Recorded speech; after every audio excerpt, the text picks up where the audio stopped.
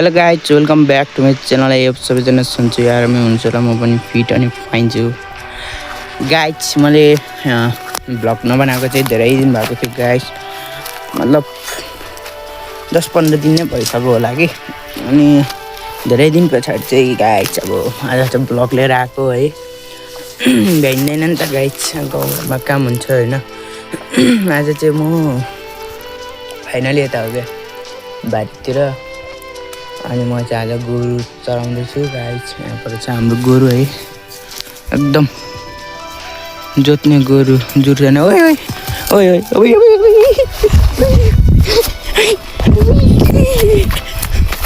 अन्त डर पो लाग्यो गाइज।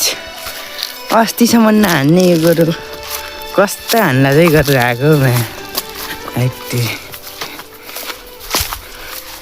यो गोरुलाई नि गाइज। अब म यस्तो हान्ने गोरुलाई नि त्यहाँ छ कि कस्तो झम्टिन आएर एक दिन मजाले जुवा कसेर लाएर एक दिन मजाले जोत्यो भने फेरि यो गोरु ठाउँमा आइहाल्छ क्या।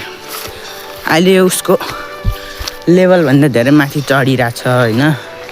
यो गोरुलाई नि स्याट्टसँगले एक दिन जुवा कसेर लायो भने यो गोरु ठाउँमा आइहाल्छ गाइज।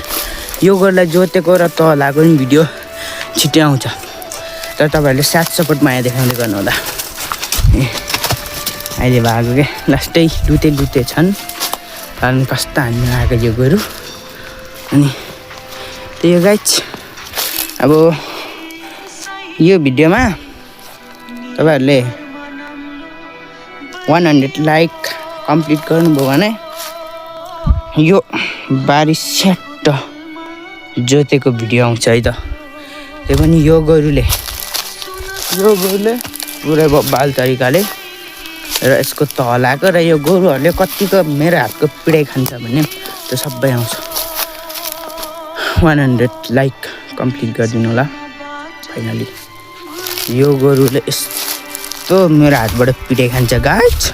यो गोरुलाई अस्ति पनि यही जोतेको, सबै यो मकै छरेको यो। तर तपाईँहरू पत्याउनु चाहिँ हुँदैन होला होइन। अब पत्याउनेले पत्याउनु, नपत्याउनेले नपत्याउनुहोस् है। त्यही हो। अस्ति चाहिँ लास्टै दुःख पाइयो सुरुमा नार्नु होइन गाइज। धेरै दुःख पाइयो र 2-3 महिनादेखि चाहिँ अलिक मेलोमा लाग्नु थाल्यो कि। अब नि लास्टै दुःख हुन्छ गाइज।